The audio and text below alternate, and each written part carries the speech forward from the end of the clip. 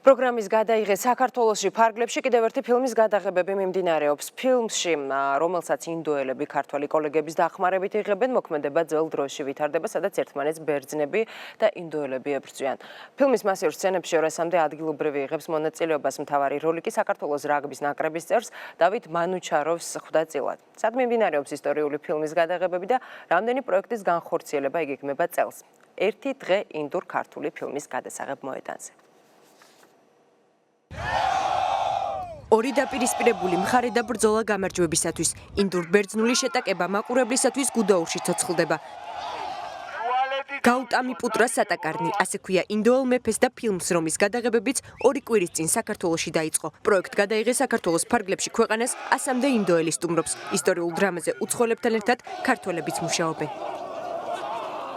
შარშან გადავიღეთ ამ დროს კიდე ერთი ისტორიული ფილმი, რომელმაც იქაური ძალიან დიდი წარმატება მოიპოვა 1500 ფილმში გავიდა პირველ ადგილზე.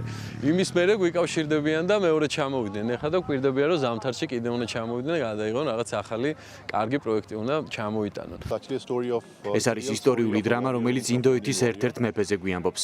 მე ბევრგან ყოფილ ვარ გადაღებაზე, თუმცა საქართველო ჩემი ფავორიტია. სიმართლე გითხრათ, საქართველოში მუშაობა ბევრად კომფორტულია, ვიდრე ინდოეთში თანაც. ქართული ლანდშაფტი ძალიან მიმზიდველია კადრისთვის.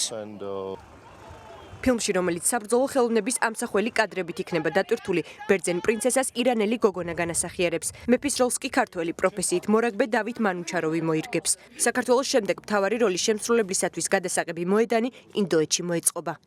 თვითონ მუშაობის პროცესი არის ძალიან საინტერესო, იმიტომ რომ რეალურად არის ნახევრად ისტორიული, ესე ვთქვათ, ეგ ფილმი, იმიტომ რომ ყველაფერი რეალურად ხდებოდა.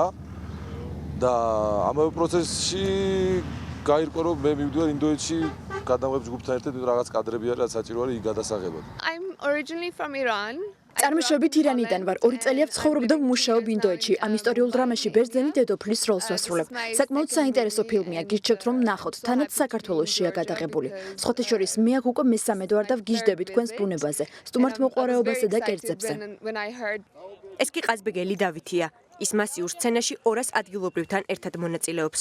ამბობს, რომ ინდოელები არც თუ ისე კარგი მხედრები გამოდგნენ, ამიტომ გადამღებ ჯგუფს ისეხმარება. ჩამოვედი ყაზბეგიდან კინოს გადასაღებად. კარგი არის ეს ყველა რო ხალხი საქმდება, ახალგაზრდობაა ჩაბული ამ საქმეში, ერთობიან.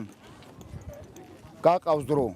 ეს გადაიღეს საქართველოს ფარგლებში განხორციელებული მეორე პროექტია. 4 ფილმის გადაღების დასრულების შემდეგ საქართველოში ჯამში 5.700.000 ლარამდე დაიხარჯება. ეკონომიკის მინისტრის მოადგილის განმარტებით, ეს წამოწყება საქართველოში ტურიზმს განავითარებს და ფილმის ინდუსტრიის არეალს გაზრდის.